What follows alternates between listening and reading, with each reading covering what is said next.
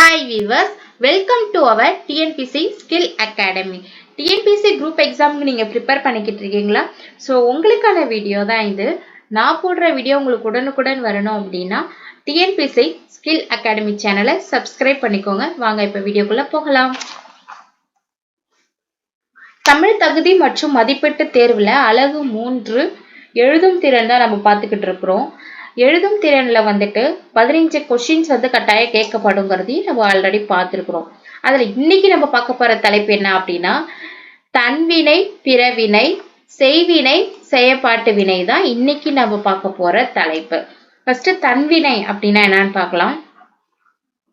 எழுவாய் ஒரு செயலினை தானாகவே செய்யும், மேலும் அந்த செயலால் பயனடையும் பொருளோ இருக்காது, வினை பயன் எழுவாயே சேரும் அப்படின்னு சொல்லிட்டு இதுதான் வந்து தன்வினையோட மீனிங். அதாவது எழுவாய் வந்து ஒரு செயலினை தானாகவே தான் இதுல வந்து செய்யும்.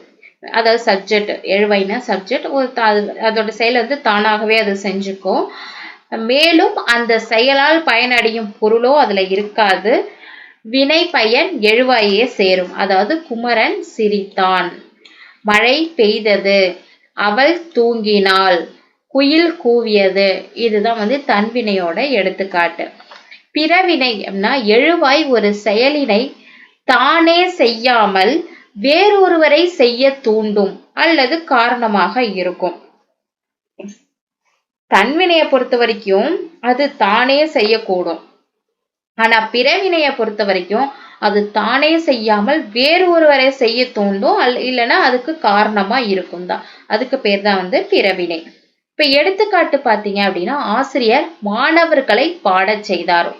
ஆசிரியர் பாடச் செய்தாருன்னா மாணவர்களை இன்னொருத்தரை தூண்டி அதை பண்ண சொல்றதுங்க இல்லையா? சோ அதுக்கு பேர் தான் இங்க வந்து பிறவினை. தந்தை மகனை ஓட்ட பயிற்சி அளித்தார், அவன் அவளை பாட வைத்தான். இந்த மாதிரி. அடுத்து செய்வினை. செயலை செய்பவர் முன்னிலைப்படுத்தப்படுகிறார், மேலும் செய்வினை வாக்கியங்களில் பொதுவாக ஒரு செயற்பட பொருள் இருக்கும். அதாவது அந்த செயல் யாரை அல்லது எதை பாதிக்கிறது என்பது குறிப்பிடப்பட்டிருக்குது.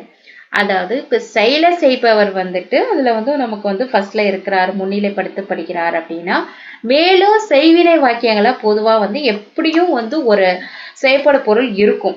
ஆப்ஜெக்ட் கண்டிப்பா ஒரு ஆப்ஜெக்ட் இருக்கும், ஒரு வாக்கியத்துல ஒரு ஆப்ஜெக்ட் இருக்கும் செய்வினையை பொறுத்த வரைக்கும். அதாவது அந்த செயல் யார், அதை பொறுத்த வரைக்கும் என்னன்னா அது யாரை செய்ய வைக்கிறாங்க, எதை பத்தி அப்படிங்கிறது தான் வந்துட்டு இதுல வந்து குறிக்குங்கிறது தான் இந்த செய்வினை. எடுத்துக்காட்டு பார்த்தீங்கன்னா நான் பாடம் படித்தேன். நான் படித்தேன்கிறத விட நான் பாடம் படித்தேன், இதுதான் வந்துட்டு இங்க செயற்பட பொருள். அவள் சமையல் செய்தாள், இங்க சமையல் தான் வந்துட்டு செயற்பட பொருள். விவசாயி நிலத்தை உழுந்தார், நிலத்தை தான் வந்து இங்க செய்வினை செயற்பட பொருள். மாணவர்கள் தேர்வு எழுதினார்கள், இதுல வந்துட்டு தேர்வு அப்படிங்கிறது தான் வந்துட்டு நமக்கு வந்துட்டு செயற்பட பொருள். மாணவர்கள் தேர்வு எழுதினார்கள், தேர்வுங்கிறது தான் வந்துட்டு இங்க நமக்கு செயற்பட பொருள். அடுத்து செயற்பாட்டு வினை அப்படின்னா எழுவாய் எந்த ஒரு செயலையும் செய்யாமல் வேறு ஒருவரால் செய்யப்படும் செயலால் பாதிக்கப்படுவது தான் வந்துட்டு செயற்பாட்டு வினை. எழுவாய் வந்து ஒரு செயலையும் ஒரு செயலை எதுவுமே செய்யாம வேறொருவரால் பாதிக்கப்படுவதுதான் வந்துட்டு இங்க செயற்பாட்டு வினை. இங்க வந்து என்னன்னா செய்பரை விட அந்த செயல் யாரை அல்லது எதை பாதிக்கிறது, யார சொல்றோம், எதை பத்தி பேசுறோம் அப்படிங்கறத இங்க நமக்கு முன்னிலைப்படுத்தப்படுகிறது. இப்போ பெரும்பாலும் இதுல வந்துட்டு என்னன்னா இந்த செயற்பாட்டு வினையை வந்து நம்ம இங்க பட அப்படிங்கிற ஒரு துணை வினை சொல் இடம்பெறும் இதுல எப்பயுமே. சோ இது ரொம்ப இம்பார்ட்டன்ட், இது தெரிஞ்சாலே போதும். செயற்பாட்டு வினை இதுதான் நம்ம ஈஸியா கண்டுபிடிக்கலாம். இப்ப எடுத்துக்காட்டு பார்க்கலாம். தேர்வு மாணவர்களால் எழுதப்பட்டது, இந்த பட்டது படுகின்றன, அந்த மாதிரி இதுதான் வந்துட்டு பட. தேர்வு மாணவர்களால் எழுதப்பட்டது. கூடுகள் பறவைகளால் கட்டப்படுகின்றன, இங்க இருக்கு பாருங்க. புத்தகம் அவனால் படிக்கப்பட்டது. பட எல்லாத்துலயுமே செயப்பட பொருளை பொறுத்த வரைக்கும் படங்கிற வார்த்தை கண்டிப்பா வரும். அடுத்து இப்போ இது வரைக்கும் நம்ம அதோட என்னென்ன பொருள் விளக்கம் அப்படிங்கறதெல்லாம் எல்லாத்தையுமே பார்த்தாச்சு. இப்ப நம்ம பார்க்க போறது என்ன அப்படின்னா, ப்ரீவியஸ் கொஷின்ஸ் ஒரு லாஸ்ட் 3-4 இயர்ஸ்லாம் தன்வினை, பிறவினை, செய்வினை, செயற்பாட்டு வினையில எப்படி கொஷின்ஸ் கேட்டிருக்காங்க, எந்த மாதிரி எல்லாம் இனிமே கேட்க வாய்ப்பு இருக்கு, இந்த மாதிரிலாம் கேட்டிருக்காங்க அப்படின்னு உங்களுக்கு ஒரு ஐடியாக்காக நான் ப்ரீவியஸ் கொஷின்ஸ் எல்லாம் கொஞ்சம் எடுத்து போட்டிருக்கிறேன். ஸோ உங்களுக்கு ரொம்பவே யூஸ்ஃபுல்லா இருக்கும். மறக்காம ஸ்கிப் பண்ணாம வீடியோ பாருங்க. எவ்வகை வாக்கியம் என கண்டெழுதுதல். இது என்ன வாக்கியம், அதாவது தன்வினை, பிறவினை, செய்வினை, செயற்பாட்டு வினை வாக்கியங்களை கண்டெழுதுதல் அப்படின்னு கொடுத்திருக்காங்க. அவங்களே இதுல தன்வினை வாக்கியத்தை தேர்ந்தெடுத்துக்க அப்படின்னு கொடுத்திருக்கிறாங்க. இப்போ அதுல ஆப்ஷன் ஏ பந்து உருண்டது, பந்து உருட்டப்பட்டது. ஆப்ஷன் சி பந்து உருட்டினர், பந்தால் உருட்டினர் அப்படின்னு சொல்லி இருக்குது. ஆப்ஷன் ஏ தன்வினை, தானே அது தானாவே உருண்டது அப்படிங்கிறது அதுல வருது. சோ பந்து உருண்டதுங்கிறது தன்வினை வாக்கியம். ஆப்ஷன் ஏ தன்வினை வாக்கியம். பந்து உருட்டப்பட்டது, உருட்டப்பட்டது படன் வருது. சோ இது செயற்பாட்டு வினை. சோ இது கிடையாது. பந்து உருட்டினர் அப்படிங்கிறது செய்வினை. சோ இதுவுமே கிடையாது. பந்தால் உருட்டினர் அப்படிங்கிறதும் செய்வினை தான், வேறு ஒருவரால் பண்ண வச்சது. சோ இதுவுமே கிடையாது. சோ இதுல கரெக்டான ஆன்சர் பந்து உருண்டது, தன்வினை வாக்கியம் பந்து உருட்டினது. ஆப்ஷன் ஏ தான் இதுல கரெக்டான ஆன்சர். அடுத்து எவ்வகை வாக்கியம் என கண்டெழுதுதல். பிறவினை வாக்கியத்தை தேர்ந்தெழுதுக அப்படின்னு சொல்லி கொடுத்திருக்கிறாங்க. ஆப்ஷன் ஏ அப்துல் நேற்று வந்தான், நேற்று அப்துல் வராமல் இருந்தான். அப்துல் நேற்று வந்திலன், அப்துல் நேற்று வருவித்தான் அப்படின்னு சொல்லிட்டு 4 ஆப்ஷன் கொடுத்திருக்கிறாங்க. ஆப்ஷன் ஏ பாத்தீங்கன்னா அப்துல் நேற்று வந்தான் அப்படிங்கிறது தன்வினை வாக்கியம். நேற்று வந்தாங்கிறது தன்வினை வாக்கியம். சோ இது கிடையாது. நேற்று அப்துல் வராமல் இருந்தான் அப்படிங்கிறதும் இங்க நமக்கு தன்வினை வாக்கியம் தான். சோ இங்க இதுவுமே கிடையாது. அப்துல் நேற்று வந்திலன், வந்திலன்னா வரவில்லை அப்படின்னு அர்த்தம். இதுவுமே ஒரு வகையில தன்வினை வாக்கியம் தான். அப்துல் நேற்று வருவித்தான், வருவித்தான்ங்கிறது இன்னொருத்தவரை சொல்லி சொல்ற மாதிரி அது வருவித்தான் அப்படிங்கிற மாதிரி வர்றதுனால இது பிறவினை வாக்கியம். இதுதான் பிறவினை வாக்கியம். அடுத்து தன்வினை தொடரை கண்டறிக. வள்ளி மாலை தொடுத்தாள், வள்ளியால் மாலை தொடுக்கப்பட்டது. மாலை வள்ளியால் தொடுக்கப்பட்டது. மாலை வள்ளி தொடுத்திலள். நான் இங்க ஆன்சர் கொடுத்துட்டேனே, ஈஸியா இதை மட்டும் பார்த்துக்கலாம் அப்படின்னு நினைச்சிடாதீங்க. நான் அடுத்த ஆப்ஷன்ஸ்க்கும் இதுக்கெல்லாம் என்னதுன்னு நான் சொல்றேன்னா உங்களுக்கு ஒரு ஐடியா கிடைக்கும். அதுக்காக தான் நான் மற்றதையும் ஆன்சர், மற்ற ஆப்ஷன்ஸையும் நான் இது என்ன வாக்கியங்கிறதையும் நான் உங்களுக்கு விளக்கம் கொடுக்குறேன். வள்ளி மாலை தொடுத்தாளுங்கிறது தான் இங்க தன்வினை வாக்கியம். வள்ளியால் மாலை தொடுக்கப்பட்டது அப்படிங்கிறது இது உங்களுக்கு ஈஸியா கண்டுபிடிச்சிருவீங்க. தொடுக்கப்பட்டது பட அப்படிங்கிறது செயற்பாட்டு வினை. மாலை வள்ளியால் தொடுக்கப்பட்டதுங்கிறதும் இது செயற்பாட்டு வினைதான். மாலை வள்ளி தொடுத்திலள், தொடுக்கவில்லை, தொடுக்கவில்லை அப்படிங்கிறது மாலை வள்ளி. இதுவும் தன்வினை வாக்கியம்தான். ஆனா நமக்கு நேரடியா பதில் இருக்கிறது இதுதான். வள்ளி மாலை தொடுத்தாளுங்கிறது தான் நமக்கு இங்க கரெக்டான விடை. செயற்பாட்டு வினை தொடரை காண்க. ஆப்ஷன் ஏ அவள் பாட்டு பாடினாள், பாட்டு அவளால் பாடப்பட்டது. பாட்டு அவள் பாடினாள், பாடினாள் அவள் பாட்டு.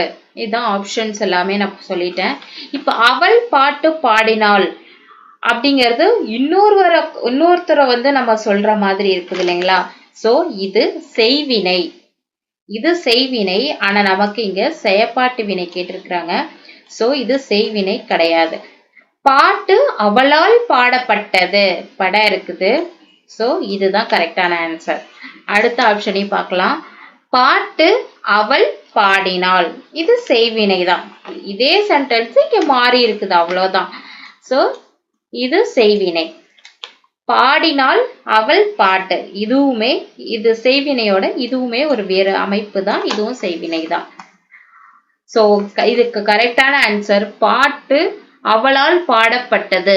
செயப்பாட்டை பொறுத்த வரைக்கும் நமக்கு படங்கிறது தான் வந்து துணைவினை பொருள் சொல் வந்துட்டு ரொம்ப முக்கியம். அது செயப்பாட்டு வினை தொடர். இதுவுமே அடுத்து வர கொஸ்டின்ஸும் வந்து செயப்பாட்டு வினை தொடரை கண்டறிகின்றத கொடுத்திருக்கிறாங்க. ஆப்ஷன் ஏ பாத்தீங்கன்னா குமரன் ஓவியம் வரையவில்லை. குமரன் ஓவியம் வரையவில்லை அப்படிங்கிறது செய்வினை. சோ இது கிடையாது.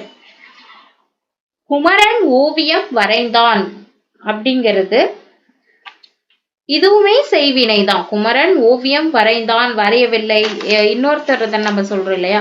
சோ ரெண்டுமே வந்துட்டு செய்வினை தான்.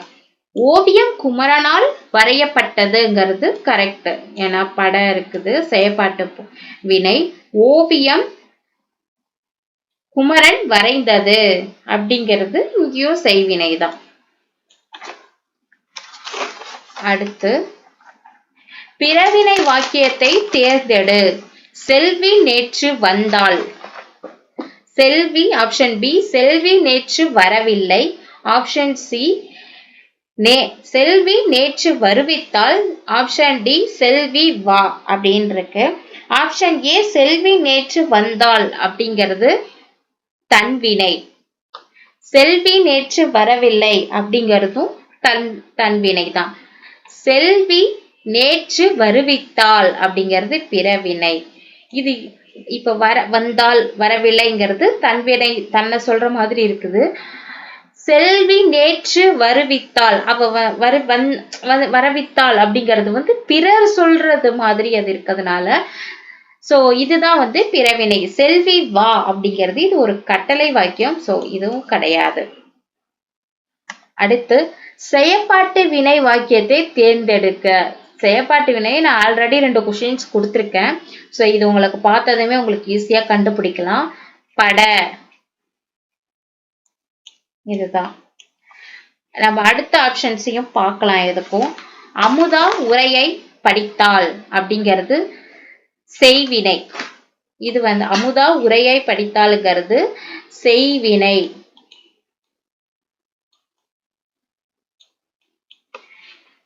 அமுதா உரையை படிப்பித்தாள் அப்படிங்கிறது பிறவினை. இது படிப்பித்தாள் இன்னொருவர் சொல்வது பிறவினை. அமுதா உரையை படி அப்படிங்கிறது இது வந்து ஒரு கட்டளை. இது சோ இது கிடையாது. மாணவர்கள் நன்றாக படித்தனர். இது எவ்வகை வாக்கியம் அப்படின்னு சொல்லி கொடுத்திருக்கிறாங்க. மாணவர்கள் நன்றாக படித்தனர் அப்படிங்கிறது தன்வினை. மாணவர்கள் நன்றாக படித்தனர் அப்படிங்கிறது தன்வினை தான் கரெக்டான விடை. தந்தை மகனை நன்றாக படிக்க வைத்தார். இது வந்து ஒருத்தர் வந்து இன்னொருத்தவங்களை சொல்லி நம்ம சொல்ற மாதிரி, வேறு ஒருவரால் உபயோகப்படுத்தி அவரை சொல்லி நம்ம சொல்றது வந்துட்டு பிறவினை. தந்தை மகனை நன்றாக படிக்க வைத்தாருங்கிறது இங்க பிறவினை. அடுத்து வாக்கிய அமைப்பை கண்டறிக. கவிதா பாடம் படித்தாள் அப்படின்னு இருக்கு. கவிதா பாடம் படித்தாள் அப்படிங்கிறதுனால இது தன்வினை தான். வேறு ஒருத்தவங்கள சொல்லி சொல்ற மாதிரி இல்லை.